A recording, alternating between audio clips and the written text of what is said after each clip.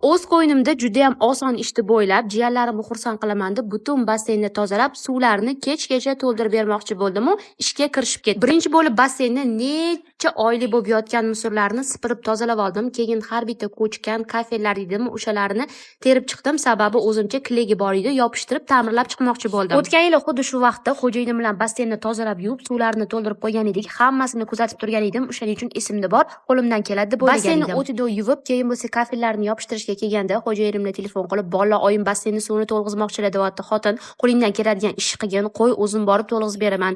Bu sen o'ylaganchalik oson ish emas" deb qoldilar. Basseynni ho'l, shilta bo'lib hamma joylarini yuvdim. Keyin bo'lsa hovlida chang joyda o'tirishmasin deb hovlilarni ham hamma joylarini, gullarini bo'shatib, bittalab asfaltlarni yuvib tozalab chiqdim. Lekin ko'rganingizdek, uzun ko'ylaklarda bu oson bo'lmadi. Sababi to'satdan borganligim uchun boshqa kiyim olmagan edim. Kiyimlarim bilan sirazi orqaga qaytdim-u, uyga kelishim bilan o'zimni lechebniy yostiqchalarimni oyog'imga qo'yib oldim. Sababi o'sha oyog'im og'rishni boshlagan edi.